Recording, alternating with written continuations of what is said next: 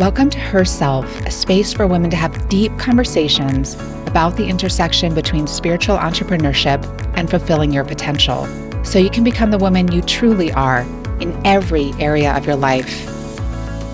After being in business for over 2 decades, I've learned, as you likely have too, that as you grow your business grows you in unexpected, often challenging, yet miraculous ways. Here, we'll talk about how to get out of your own way so you can grow a business that's abundant and sustainable while allowing you to be a force for good in the world. I'll give you simple, actionable strategies as well as wisdom and inspiration to help you root into your wholeness, lead from your values, and work in ways that feel deeply aligned so you can bring your true self into the world through your business and in every area of your life. For those of you who do not know, IFS is a cutting-edge psychotherapeutic model that is sweeping the world. And more than being a very effective, gentle, and transformative model of therapy that's been both life-changing for me and my clients, it's also a paradigm of living. IFS gives us the tools and the framework that we need to shift from living a fear-led life to living an inspiration-led life. And who doesn't want more of that? I know that I do. And I know that IFS has helped me and continues to help me to do that. So this month and next month's interviews will feature some leaders in the IFS community. And if you haven't heard it already, I interviewed another such leader, Mary Kruger, who specializes in using IFS for healing eating disorders and addictions. And I did that interview last year. You can find it in episode 78. And now, as the first of this 2-part series, I'm welcoming Chris Burris, an IFS senior lead trainer. Chris and I speak about the IFS model at large, and more specifically, how to transform more extreme parts of ourselves, like our inner critics and perfectionists, and how to shift those into allies rather than going to war with them. And I know that for us women, for the women that I work with, this is a really big issue. So I'm hoping that what Chris shares today will be illuminating and supportive for you. Towards the end, he also leads us through an IFS meditation to help us get more in touch with these parts and other parts of ourselves that may be just at the surface right now, needing support. So tune in towards the end to just experience the benefits of that meditation. So a little bit about Chris. Chris has been a psychotherapist since 1989, working with diverse populations in community agencies, intensive residential centers, institutions of higher learning, and in private practice.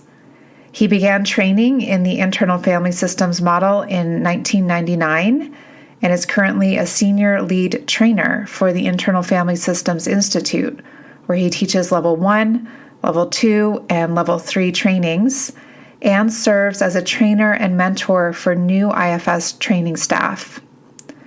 Much of his career has been devoted to providing training and supervision for psychotherapists who specialize in treating trauma. Chris has a passion for making the IFS model culturally engaged and accessible for people of the global majority. He has a reputation for being an open-hearted, caring, and innovative trainer. He currently lives in Asheville, North Carolina with his wife Dina and their daughters. And I can attest that it's true. Chris's reputation holds that he is a very open-hearted, caring, and innovative trainer and human being. So I hope you enjoy today's conversation with Chris Burris. All right. Welcome, Chris. Thank you for having me. It's good to have you here. And we always start our conversations with a personal check-in. So I'd love for you to share with us where you're joining us from today and just how you're doing at the levels of body, heart, and mind. Yeah, I'm joining you from Asheville, North Carolina. I live in the beautiful Smoky Mountains here. I've been here probably about 8 years. And so Yeah, I feel quite fortunate and privileged to be so close to nature and be able to live in one of the most beautiful areas of North Carolina. So I'm native to North Carolina. I grew up here, and I lived in Colorado and Korea for a while, and sort of came back 20-some years ago, and I've stayed in the sort of the area I grew up in. Nice. Where were you in Colorado? I'm in Colorado. Yeah, I lived in Denver. My wife went to DU for her graduate work, and so we were there for her graduate work. And I lived in Inglewood, not too far from DU. And I loved being in Colorado. And miss it. I got to go back and visit and do some skiing this year, so it was nice to go back and visit.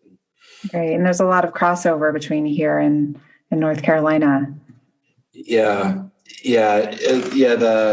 I miss sort of the green trees, and that especially the winters here still are a bit green. So and the climate's a little bit more mild sometimes. So.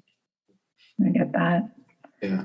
Yeah, and how are you doing at the levels of body, heart, and mind today? I feel really great. I'm really excited.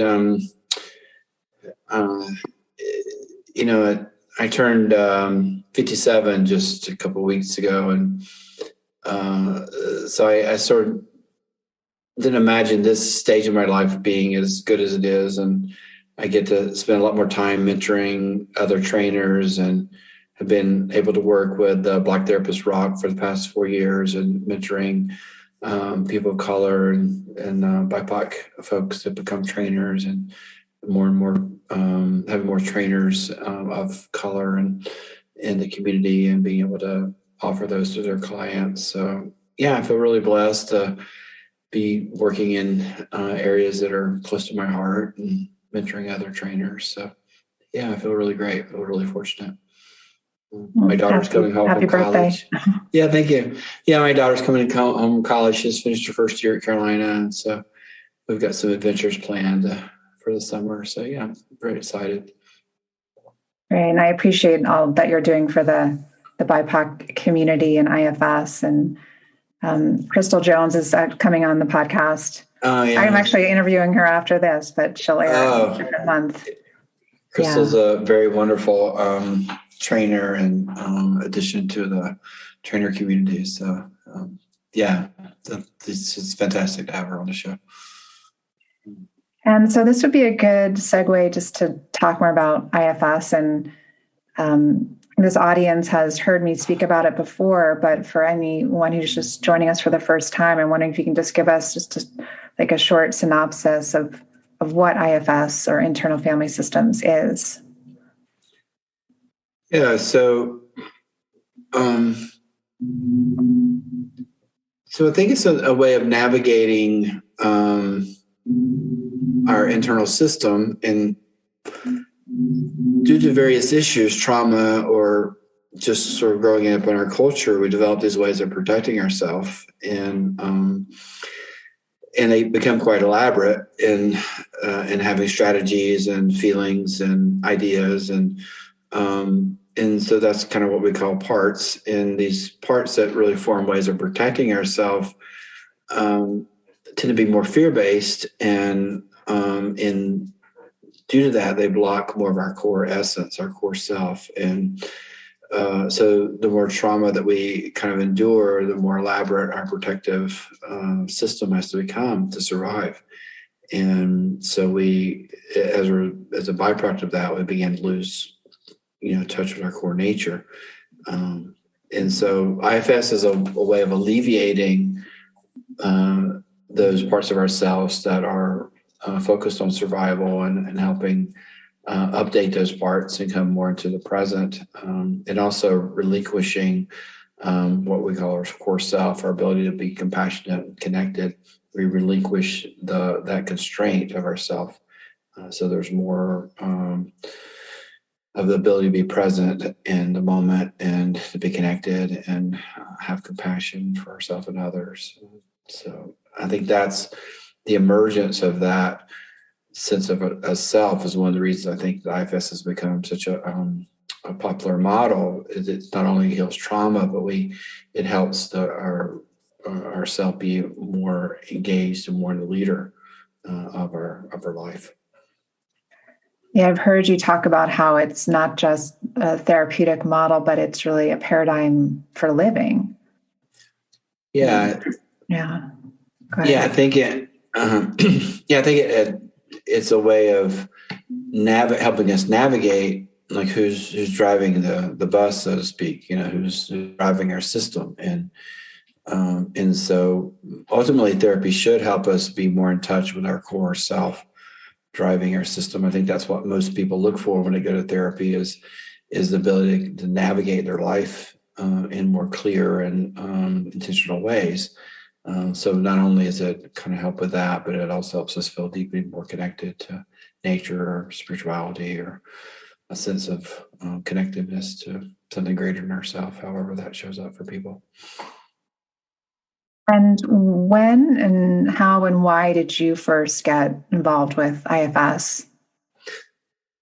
I was at so I became a therapist about 25. I think my aunt, who was my fifth grade teacher, told me that if I could just do everything orally and speak to people, that I would be just fine. So it kind of became the path I took. And talking to people, counseling was a really good way to do things verbally, and what greater way to make a living and be able to sit and talk to people all day, which is kind of what I love to do anyway.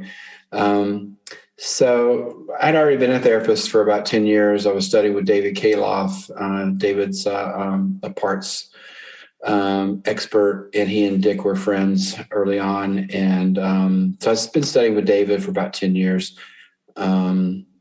And I was very interested. So when Dick's book came out on internal family system, it was very much in alignment of what I'd already been studying. But it had sort of a way of really helping the self emerge more fully, which is something I was at the Evolution in Psychotherapy conference. I was watching a man named Irvin Polster, who was a Gestalt expert at the time, do these beautiful sessions where he would sit and talk to people, and it felt like their core essence just emerged on stage. And I remember following him around the entire conference going, how does he do that? I have to know how to do that. It was some of the most beautiful work I'd ever seen. So then when I met Dick and saw his first demo, it was very similar to what Irvin was doing. It's really inviting our essence to come forward. And, and I was like, that's what actually psychotherapy is supposed to be, not sort of getting us more in touch with our neuroses, but helping us emerge more fully into our sort of core essence. So when the combination of seeing Irvin and then seeing Dick's work, I was sold that this was really the path of what I wanted to do with folks as a psychotherapist. And how has this work impacted you personally since that time? Like what are some of the bigger shifts that you've noticed in yourself? I think I was a pretty serious guy. When my mother was sick when I was a kid, and so I kind of became a parentified child, had dyslexia, so I had to work really hard in school to make good grades. The option for me was to be a bricklayer or a pastor. Those are my two options. So I kind of found a middle ground. But I was a pretty serious guy, and kind of uptight when I first became a therapist. I was probably kind of burned out within the first 3 or 4 years, so I didn't know kind of how to relax very well and have fun. And so it's really relaxed a lot of my anxiety and seriousness. And I learned to play a lot more and enjoy life and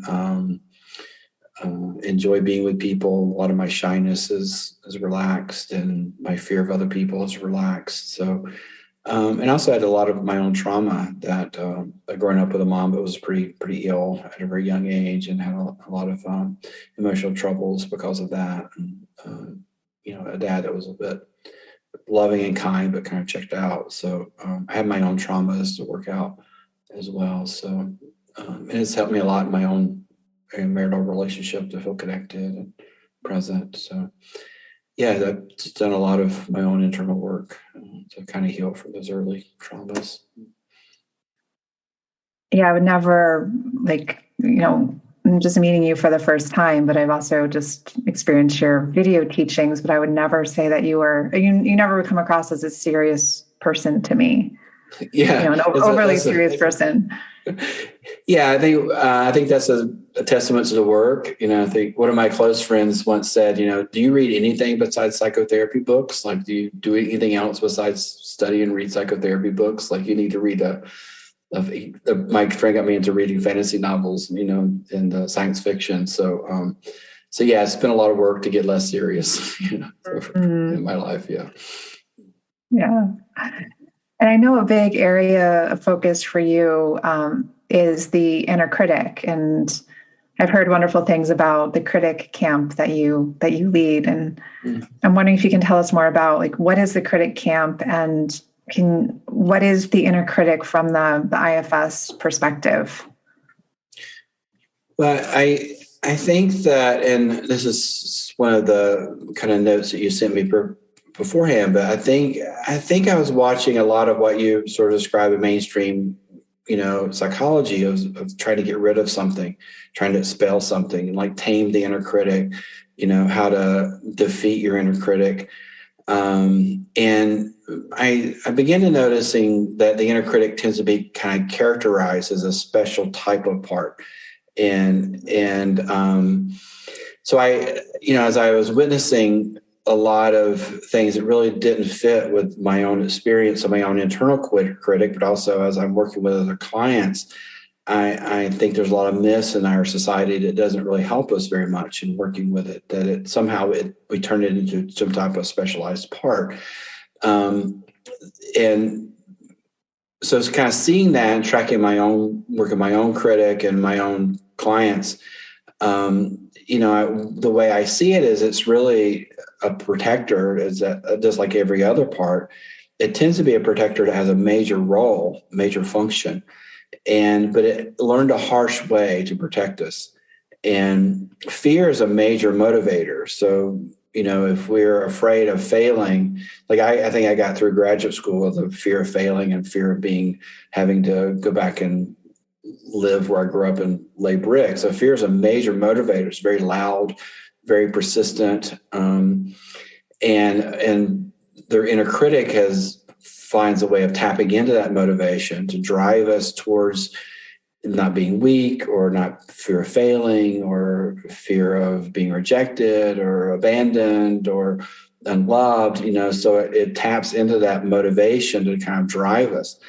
And that works. And when I worked a lot with artists, and especially with stage fright, I was on the faculty of the drama faculty at North Carolina School of the Arts, and for stage fright, this fear would drive the students to stay up all night to remember their lines, or to act, or to they would stay in the music studio for 8 hours. This fear of failing would drive them, but then their system would break down when they got on stage. So the critics, so the critic becomes a major sort of driver, a major player, but it uses a harsh way to do that. And so I see it as any other part. It just has a different strategy, and one that is pretty persistent and dominant in our system.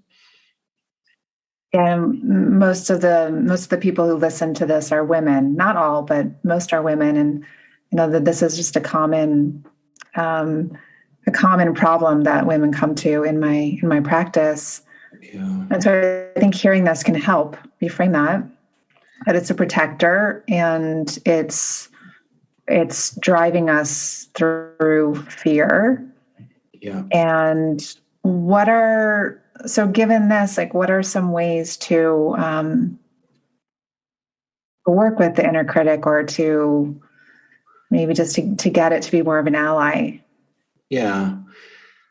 Well, I think the inner critic work's really hard to do by yourself. It's really hard to befriend a part of us that's being mean to us. It's like, it's sometimes they even feel like a bully. So it's hard to kind of get warm and cuddly to a bully, in our system, so it's really hard to do by yourself. One of the things I teach in Critic Camp is for therapists to have the capacity to interact directly with the critic, what we call direct access, and a lot of times it does kind of take a therapist, a skilled therapist, to begin to interact with that part, to find out what it's afraid of specifically, how it learned to do this way of protecting. The couple of questions I ask is, who does it mimic? My own inner critic, when I was working with it, kind of mimicked my football coach, and sounded a lot like Fred, and it was my football coach's name, and acted like Fred. And when I began to get to know the part, I'm like, why are you acting like Fred? Like nobody. I didn't even like my football coach very much. Like, why? Well, that man got you to be successful. He got you to work hard. He got you to be disciplined. He got you to be successful. And that's what I'm here about. So it was mimicking someone that kind of helped me be successful in certain ways, but it kind of took on this gruff, no nonsense, kind of approach. So I think so it kind of helps to learn more about the inner critic, what it's afraid of, what its motivation is, and then often whose energy or style of trying to motivate us, where did it pick up this way of doing it? Just for these more deeply entrenched parts or more extreme parts, we need someone else to help to hold the space. And like you're saying, with direct access, like to have the therapist be able to speak directly to that part, just to help to create some more space between the client and the part. Yeah. And also to kind of help us see it as kind of more. It's meant to be more than just a negative attribute in our system. That the critics often want us to be what we're capable of being. I think one of the ways they form is that developmentally at a certain age, we see the discrepancy between how we are and what's possible, and that discrepancy at a young age is hard to navigate that discrepancy. So we take on this fearful drive to try to navigate that gap that we see. And there's always a gap between how we actually are and actually what our potential is. It's, naturally there. But the part comes along to try to help us close that gap between our ideal self and our actual self.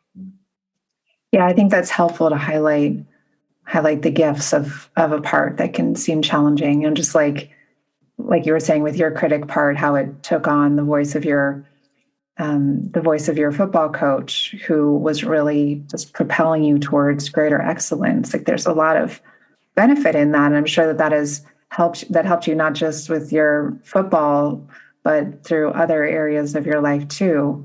And the same is true for all of us. Yeah. Quitting and giving up wasn't an option, so, it's, so it did help in those moments where, I felt like giving up or I felt like something was too hard. Yeah. And so as we go deeper into the process with support of getting to know the inner critic, getting to know, how it learned to do this, who it's mimicking, what it's protecting, what is the possibility for the critic to kind of evolve into or to transform into over time? Yeah, I think the potential is that the critic can form into a really empowering advisor. Because I think we have certain parts that are kind of the major players in our system, and because that critic is noticing the discrepancies, of ideally, where we can be and what we can achieve, it can be a major advisor in kind of helping us, recognize that, formulate a plan of growth, and be an advisor. And I think it's also, we need certain parts that kind of tell us the truth about things, and help us when other parts have us deviating from our own sense of integrity. So it has a lot of potential to be an inner advisor, an inner consultant. And the motivation of the critic is to be more effective. So the harshness, even though it's effective initially, over time it's counterproductive. So there's a motivation for the critic to be effective.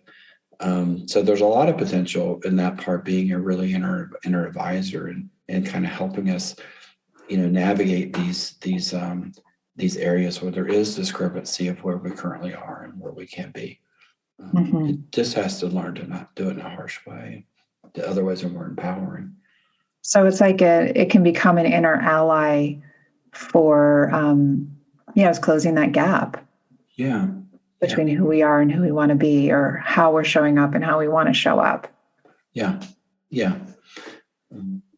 Yeah. And I think, so developing this relationship to the part, once we can kind of get a little space from it and kind of, help it not be so harsh, we can begin to develop this relationship with it where the part itself can learn how effective an empowering way of encouraging us can be. Yeah. And can you speak about perfectionism as well? Because I know it can be similar related part to the inner critic, and I know that's a common one as well. Yeah, I don't know what the motivation is. I have daughters, and I notice perfectionism in them at times. The drive to be good, the fear of not being good, the fear of not being liked or having someone be angry at them. One thing I say to my daughters when they were young is like, try to get in a little trouble today. Don't be so good, and they would kind of roll their eyes like, yeah, right, Dad, so I don't know what that drive is, but I know it's there's a lot of perfectionism in our society around how you look and how you're perceived and how, what type of car you drive and so there's a lot of drive, and I think it gets attached to survival, that if we're not perfect in some ways, we won't be loved. And I think the biggest fear for human beings is to be rejected and unloved, so there's a attachment to surviving and being loved and cared about, and being of something of value that gets attached to perfectionism. And then I think it kind of takes on a life of its own, because there's always a discrepancy between our ideal self and kind of being human, and that somehow that part develops a really keen eye on that discrepancy. It's how we look or how we speak or our body image or how we're perceived by others. So there's plenty of ammunition for that part to load up with to kind of come at us. There's plenty of discrepancies around just being human that I think people are trying to navigate. Yeah. And kind of the more healed, evolved version of the perfectionist, is that similar as the inner critic, just kind of more of this advisor role? Yeah, I think it has an advisor role. I think it's important that we can imagine what's possible. Because I think there's a drive for us to kind of meet what our potential is, and so that there's a natural drive for that. So I think it can definitely be helped with that.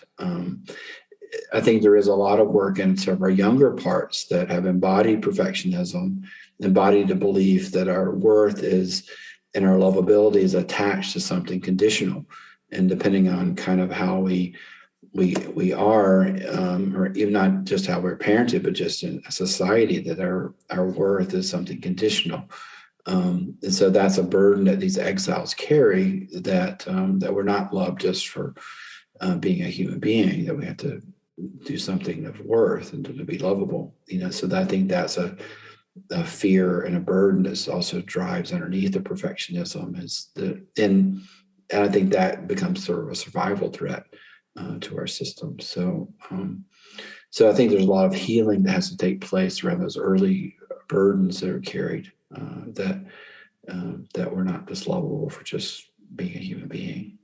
Right. And just coming to a place of really knowing deep down that we're worthy of love and goodness just because we exist, and that we don't need to uphold certain standards just to be worthy of that. Right. Yeah. Just through being a human being and, being the offspring of our ancestors. So. Yeah. Yeah. And so we spoke at the beginning of this conversation about this concept in IFS of self-energy, which brings a new dimension into this psychotherapeutic model that isn't present in a lot of others. And can you speak more about what is self-energy?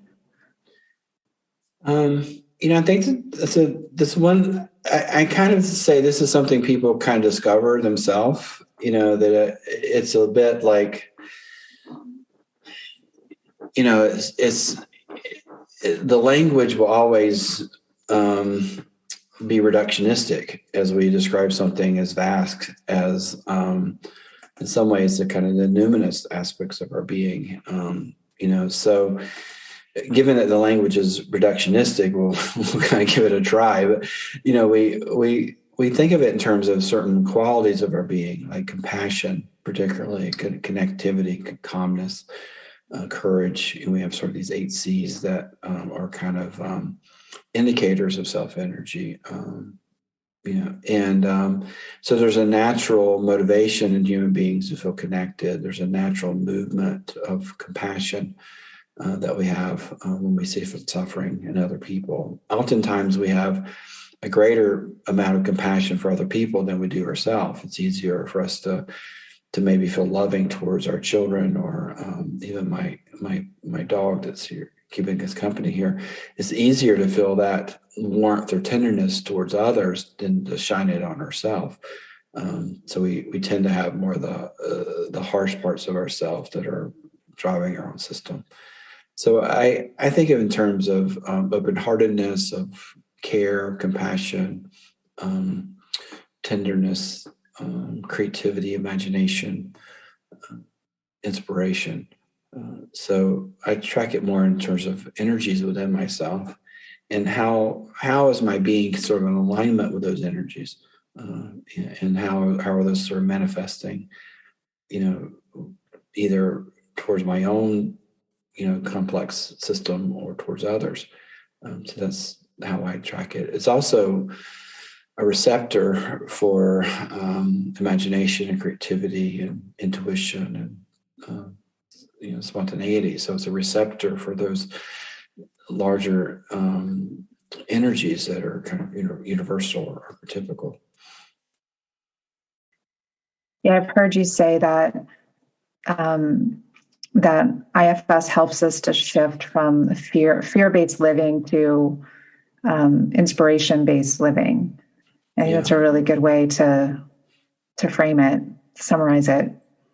Yeah, and if I started sort of tracking a little bit, like how much during my day is my decisions and choices and engagement circled around a should, which is shoulds tend to be fear-based, or ought to, or I'm afraid of what will happen if I don't, and I for a while I was, felt like 80% of my day was, if I don't take out the garbage, my wife won't be happy with me. If I don't feed a dog, I'll feel guilty. So how much these shoulds are really driving my choices. And as I began to track it more, and began to shift towards what do I want, what am I inspired towards, what am I, what's the excitement, motivation, and how am I carrying that through, I began to sort of shift my system to be a little bit more, inspired based, and am I living towards, kind of what I really want and inspired towards. And so I do a lot more art and do a lot. I play a lot more games with my friends, and and sit on the deck with my wife a lot more. So there's a big shift that's happened. Yeah, sounds really wonderful. Yeah. And with self energy, I've also heard you say that it's developmental, and that there's a way that in childhood it's not fully online, but it starts to take form more excuse me, more and more throughout our lives. Can you say more about that? Well, I think there's a lot of self energy that's embodied in children. There's a natural motivation towards connection. There's a natural curiosity, but we also, as we embody it more, we also develop greater skill towards self-soothing. So emotions are quite raw for children, and the ability to kind of self-regulate. They need to receive quite a lot of self-regulation and care, in order to self-regulate. So we sort of grow this capacity to manage our emotions, our strong emotions. And strong emotions derive from needs. When needs are not met, we naturally feel distress. And so as we sort of grow the ability to be with our distress, and also to form strategies to care for our distress, in that sense, it kind of grows in the way that it interacts with the system. And the more we're able to sort of receive that kind of care versus repression, as for children, the ability they're able to internalize that and have and relate to their own distress in ways that is more caring towards that. Their stress is there for a reason. They're not distressed because they're being bad or being needy. They're distressed because there's a need that's really clearly there, and there's distress for a good reason. So how they relate to that is in a sense of how I think the capacity of self-energy being integrated in our system gets more complete as we grow. If we grow in sort of the right sort of community and the right sort of conditions, and what's called a caring parenting approach. Yeah. So the more that we mature and are able to hold ourselves in our challenges, our challenging feelings, the more that the self energy can develop, mature, take hold within us. Yeah, and be integrated versus eclipsed. I think that as we develop our survival mechanisms, it gets more eclipsed as we have to rely more on our protective ways of surviving. Have you ever told yourself that you were going to start eating better, meditating, exercising more, or going to sleep earlier, and then not followed through with it? Or have you told yourself that you were going to stop doing something like smoking, drinking, binging, or spending too much time online, but then weren't able to shift your behavior? Or perhaps you've had an inner conversation with yourself where you say, a part of me thinks this, but another part of me wants to do that. Hello, inner wars and self-sabotage. Yeah, well, me too. That's why I'm creating this circle, an IFS women's circle, to be more precise. And this circle will run for 6 weeks between June and August and is limited to 10 women. The space will allow us to look at ourselves from the perspective that we all have a place inside of us called a self, or some traditions call this your Buddha nature or your essence. From this place, we experience different states of being, things like calmness and compassion, confidence and courage. You get the idea, right?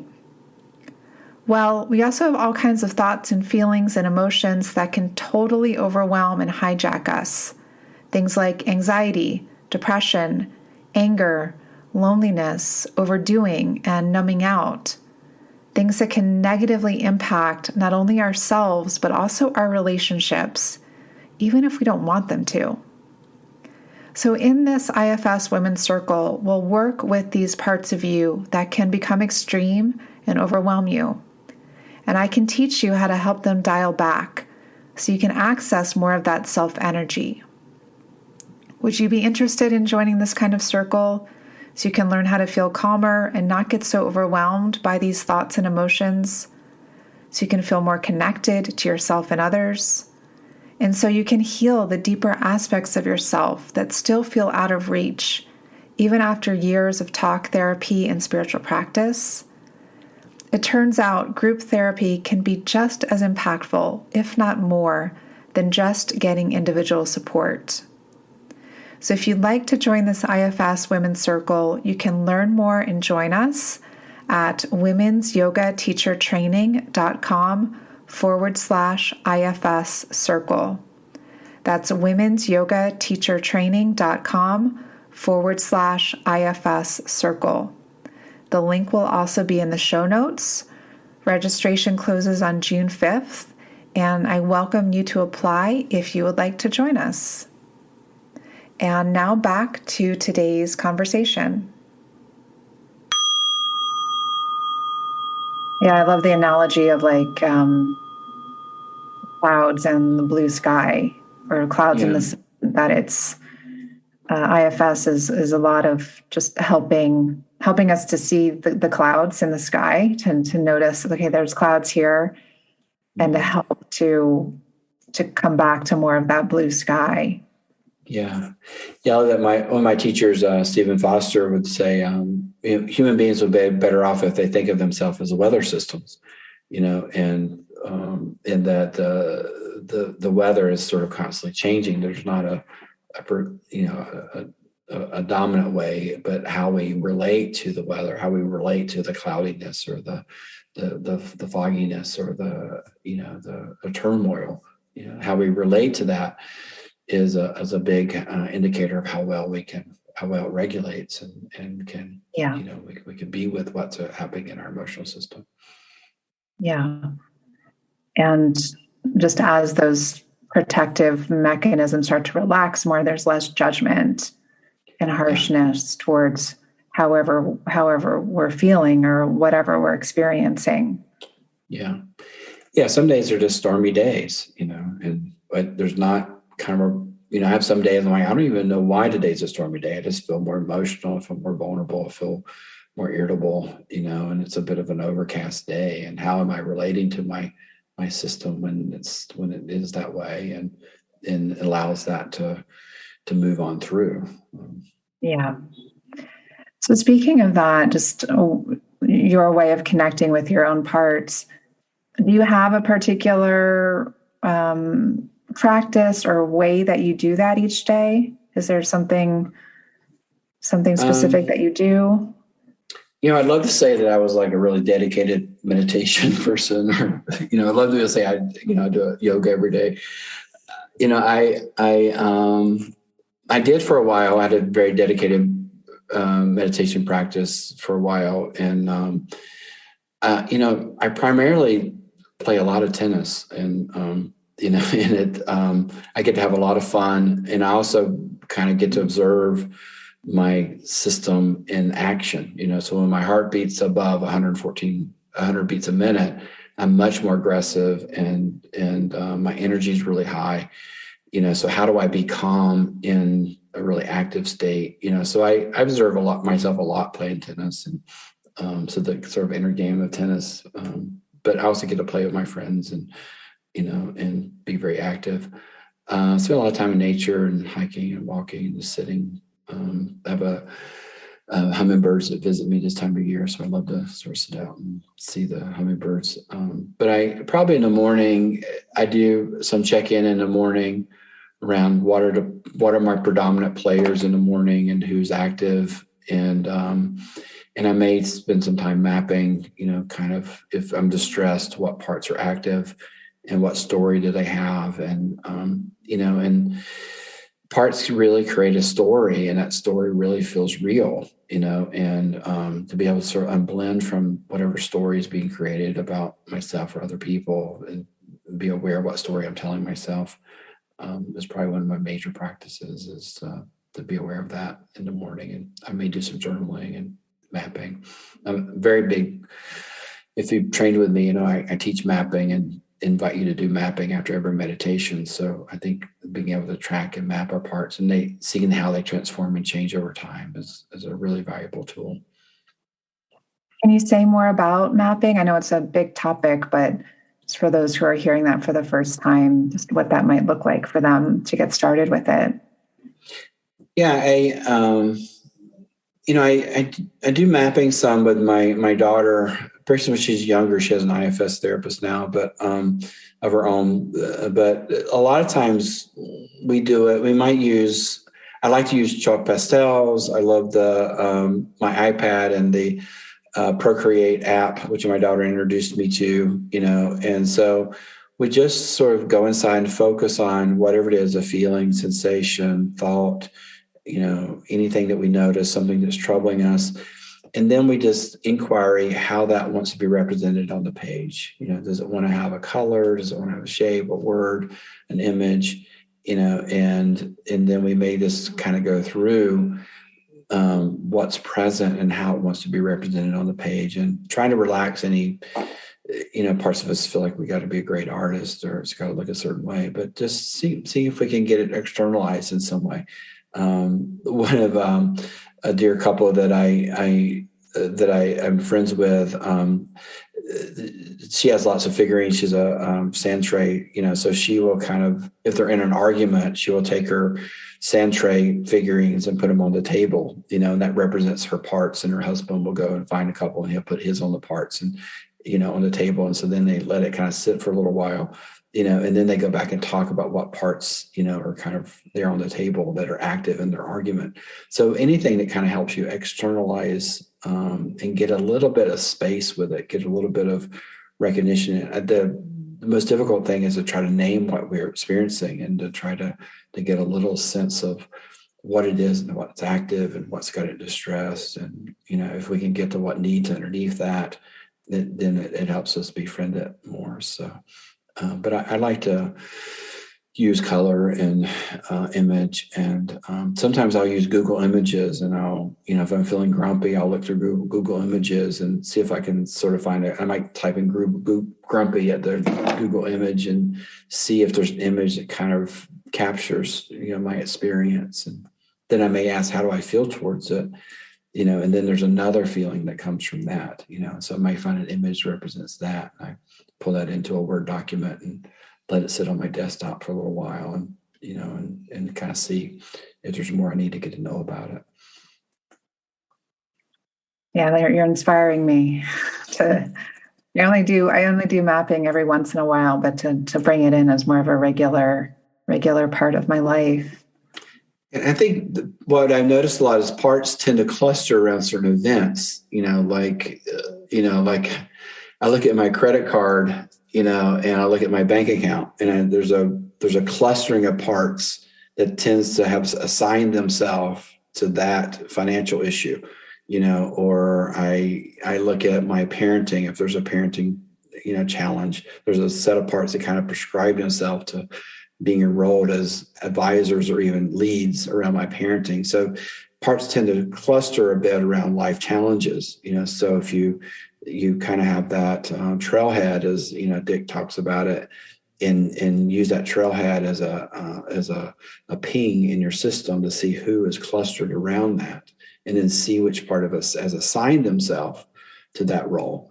So some parts automatically kind of, like I have a part that's assigned itself as making sure I'm never homeless, and that's somehow that part took on that job. I don't even know where it got that worry, but it's like, okay, we are not going to be homeless no matter what, and so it'll emulate some fear in my system around you can't pay your bills. And, so knowing that part's what's driving my anxiety. And then what's the fear underneath that? Yeah, that's so true. They cluster around these bigger topics, bigger events. Yeah. Mm-hmm. Yeah. Would you be willing to lead us through a little guided parts meditation just to help listeners start to connect with parts that are present now? Yeah, so we could. So usually, the way I start a meditation is to invite people to to pull out a pen and paper and, their journal. So they'll be able to kind of pull that out, because we want to be able to capture, we do this little inquiry, and that thing that we capture is pretty persistent. It's not a one-off. It's pretty persistent. So to be able to really kind of gather that information and track it. So I invite people to get a pen and paper together so they can just sort of jot that down. And as we just turn inside, we often think of inside as we got to go somewhere deep in our unconscious, and a lot of these parts we're talking about are really in the subconscious. They're not very far away. They're often, on our shoulder, whispering in our ear. So we don't have to go very far to be able to access our internal system. It's not that we have to go deep inside. Often we just have to turn our attention, to ourself, from the outside world to ourself, and begin to notice what's present right now, and as you kind of make that turn just a little bit, focusing on your own system, there are several parts that are accompanying us most of the time. And those are the ones that tend to try to see if we're valuable, or that we have some worth, or that we're functioning in a way that's going to keep us lovable, or keep us relevant. So if we just kind of turn a bit towards that, we can track and see if there's a little fear or anxiety or trepidation or worry. So parts that kind of have us on edge. So we can just kind of notice any type of fear, even if it's just small amounts of it. Just noticing kind of how it may be in your system. Does it have a sensation or felt sense in your body? Is there a bit of a commentary about what you should be doing, or ought to be doing?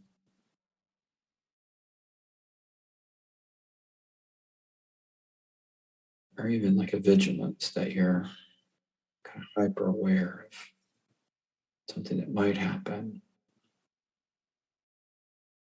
Or if there's kind of a recalling of a story of something that has happened that you wanted to be different.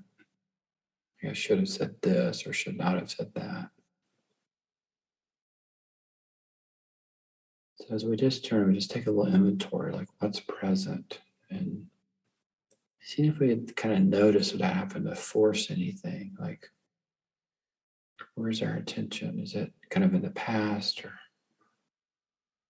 the future?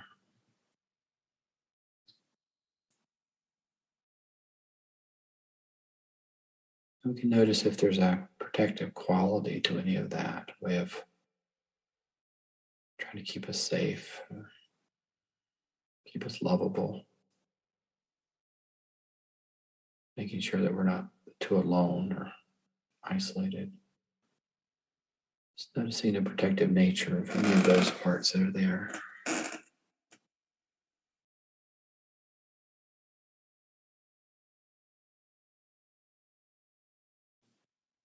And just noticing if there's a slowing down that happens when you notice. Just slow down a little bit, get quieter.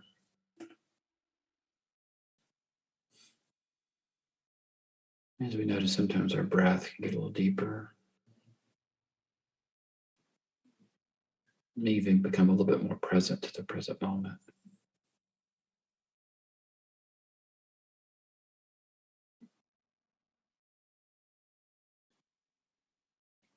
In the process of befriending, we can maybe just notice that none of those parts mean to cause us trouble. They don't mean to cause us pain or anxiety, or they're just trying to survive. They're just trying to prevent something bad from happening, or make sure that we're okay in some way. So they don't mean to cause us trouble. So befriending is just sometimes that beginning of recognizing that it's just protective. It's just doing what it learned to do in some way to protect us, not cause us trouble. even if it's anxiety or even if it's harshness. It doesn't mean to be causing us trouble, just trying to help us survive.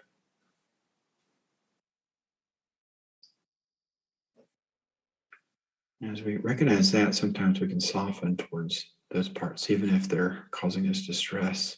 We can soften towards that.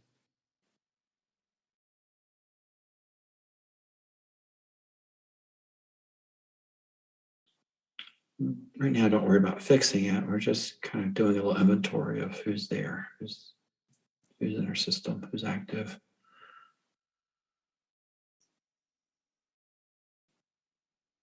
If you're acknowledging that they're just there to protect, you might get this little spaciousness or calmness that happens. Maybe just a slowing down.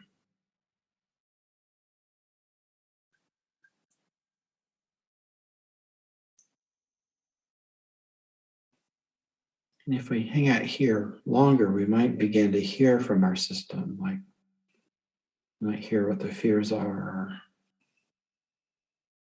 they're afraid what happen if they're not doing their job, or they're afraid what happen if the anxiety isn't so strong. We might begin to hear the fears of the parts more. We might kind of be informed by our system, like noticing what's being communicated to us.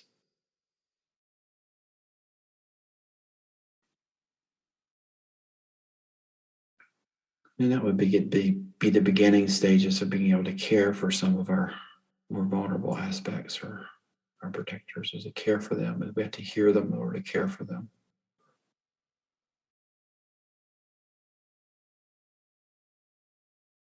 And sometimes it's a little challenge to get our figuring it out parts to relax, so we can hear from them rather than prescribing to them. So we have to relax our figuring it out parts a bit to just hear from our system. What do they want us to know as we tune into the way that we protect ourselves?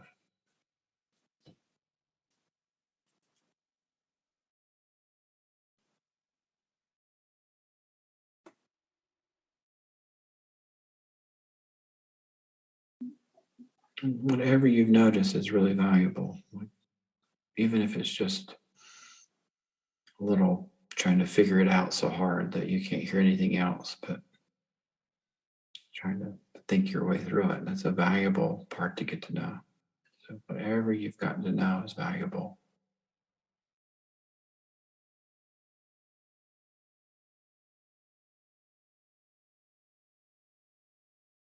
And just taking a moment to appreciate any aspects of your system that has presented itself to you in any way.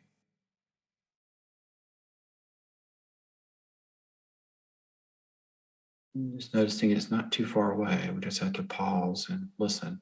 We don't have to go anywhere deep. Just pause and reflect.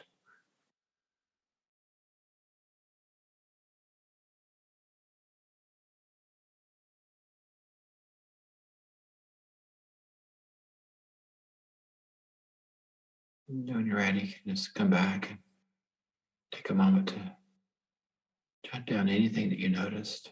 You just took a moment just to pause and tune in for a little bit.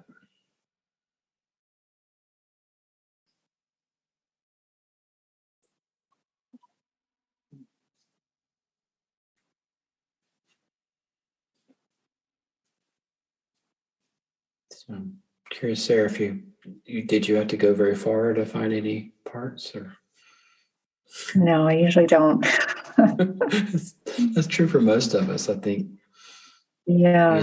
We use this idea of going inside, and people think we got to go somewhere deep, or we got to get into a meditative position and light my candles, and and go inside. It's not very far. It's not far away. And just a lot are just so on the surface. Yeah. Especially a lot of these protectors really ride on the surface of our consciousness. Yeah. Thank you for sharing that. Yeah, great. I always find parts meditations to be so helpful. Yeah, I think that's probably kind of when I do a little check-in in the mornings, it's probably kind of the version of it is this who's here. Kind of a who's here meditation. And a little mapping who's here this morning.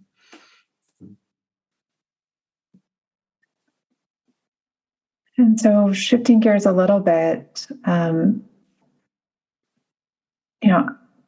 IFS, as you know, is really sweeping the world right now. And yourself as a lead trainer, I'm sure you're aware of just how hard it is to get into trainings, how most therapists and practitioners have waiting lists, full practices.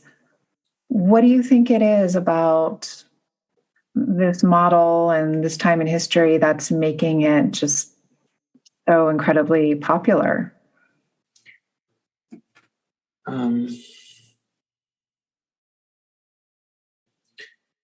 Well, I think it's effective. I think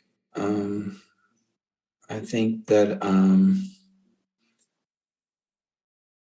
I think people are looking for ways to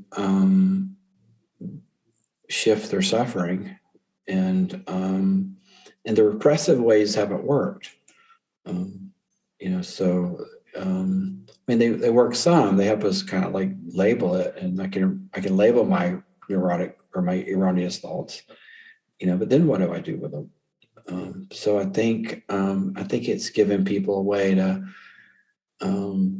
really unburden and release and heal those, and so they're not having to develop more elaborate ways to repress.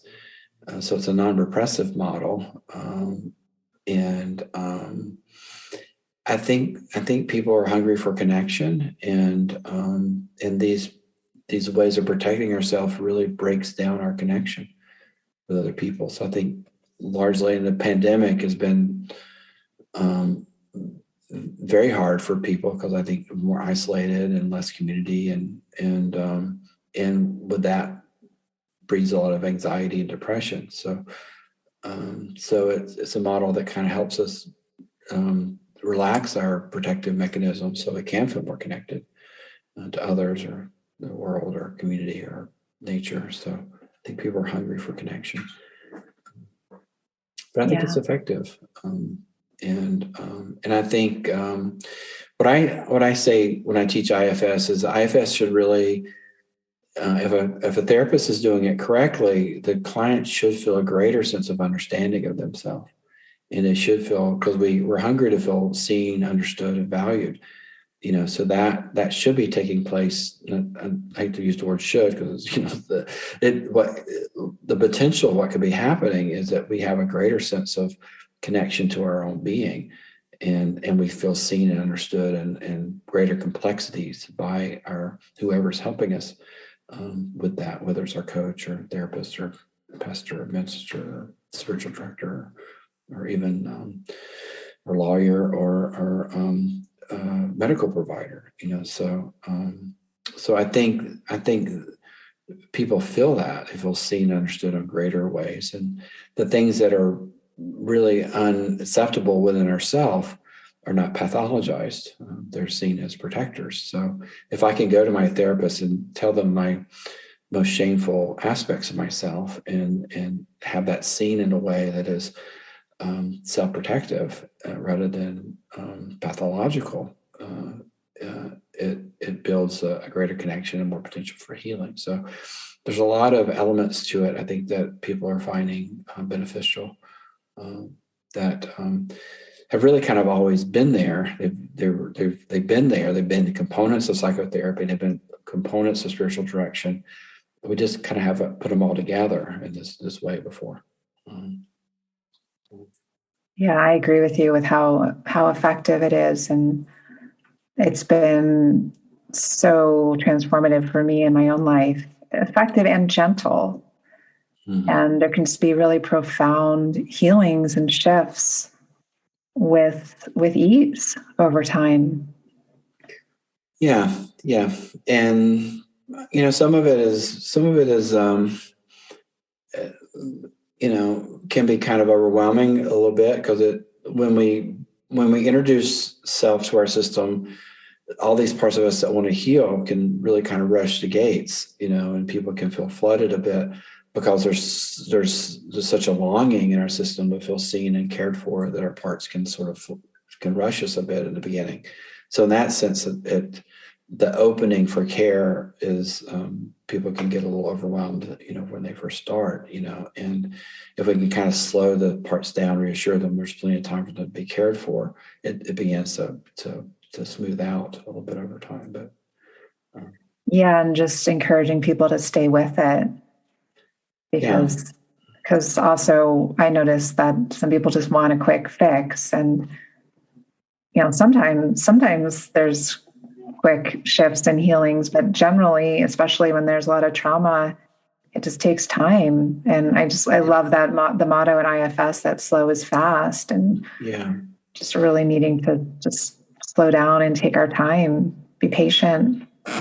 Yeah, I got upset with something a couple weeks ago, and it probably took me, almost 72 hours to sort out what was I feeling, what parts were connected to it, what was the need underneath it, and then how do I communicate that in a self-led way? So I kind of on and off kind of sat with it at different times and did mapping and sort of meditation and just kind of listening to what was disturbing me inside. So I think that's a normal process. I think, so we're not the kind of supposed to be in bliss all the time. We're supposed to, we have needs, and they're gonna get distressed when they're not being met, or something is emerging that is developmentally calling us to something greater or bigger. So we're meant to have some distress, and it takes a while to be with it, to be informed by it. So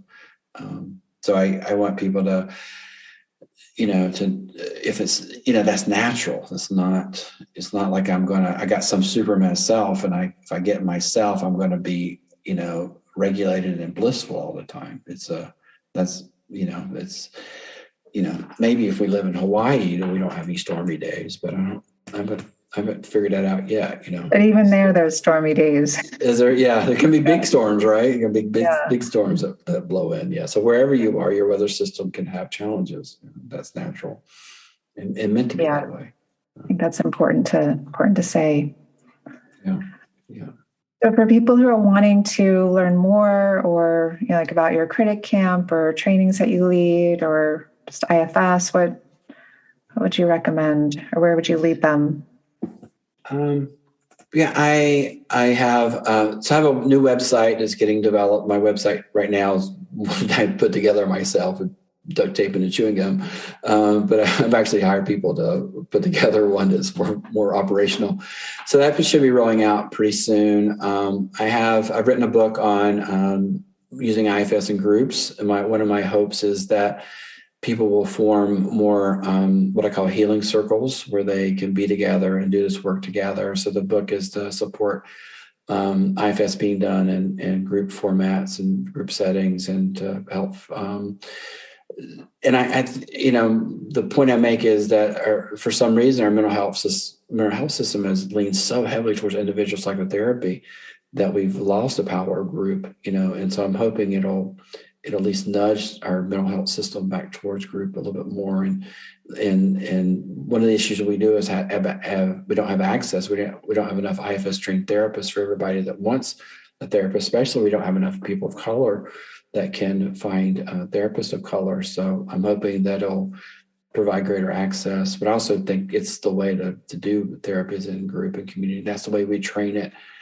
So I think that's actually the way it's meant to be delivered. Individual, there is work that individual therapy is absolutely the way you should go, but there's a lot of this work we can do in community groups. So my website, it's burriscounseling.com, and it should be rolling out pretty soon. The book, my wonderful editor, and my wife's been my editor for finishing the book, and but my publisher, Ben Allen at Tonic Books, is working on the final elements of the book. So hopefully it should be out. We're hoping to roll it out in June or August. Oh, great. I'm looking forward to this book. Yeah. So, my website, critic camps will be advertised on the website. I've got a number of those coming up next year, and also one on IFS and befriending our emotions in IFS. So for people that haven't been able to access a level 1 yet. So we're hoping, we're training therapists or trainers as fast as we can. So we're hoping to offer more trainings for people that want them. Great. And Chris, in your own life, work, just in general, what's your current growing edge? The two things that I coming back to, one, so I'm really interested in shadow work and when I talk about people that are living with moral injuries, it's kind of what people do in a 4-step of AA or the 12 steps. So I'm really interested in shadow work, and some of that is anti-racism, working with white privilege and white supremacy culture kinds of issues, but also just the ways that we carry moral injury, from our parts that were acted out in some way that injured other people. So that's a lot of where my interest is in, kind of really working on those shadow aspects of our being and befriending those and healing those places so that we're more compassionate, more connected, and just kind of better human beings. So important work. Yeah. Well, thank you. Thank you so much for just taking the time to be with us today and sharing all that you have. Great. Thanks so much for having me, Sarah. It was a lot of fun to be with you, and hope this is helpful to folks on their journey and to be able to see people in person one day. So yes. Get back to that. Thank you for joining me today. And remember, change doesn't come from listening alone. I invite you to commit to taking one small or large, courageous action after today's conversation. One step you can take, if you haven't already, is to sign up for my Sunday journal. It's a weekly newsletter filled with inspiration and reflections about the intersection between spiritual entrepreneurship and fulfilling your potential to help you become the woman you truly are in every area of your life. You can subscribe at programs-sarahavaughnstover.com/journal. And if you found this podcast valuable, please share it with the women in your world. Also, I'd be very grateful if you'd leave a review. It helps others find resources like this, and I'd love to hear what's coming alive for you after listening today. Above all, keep going, and never forget the unique offerings you and your true self bring to the world. Until next time, I'm sending you my heartfelt support.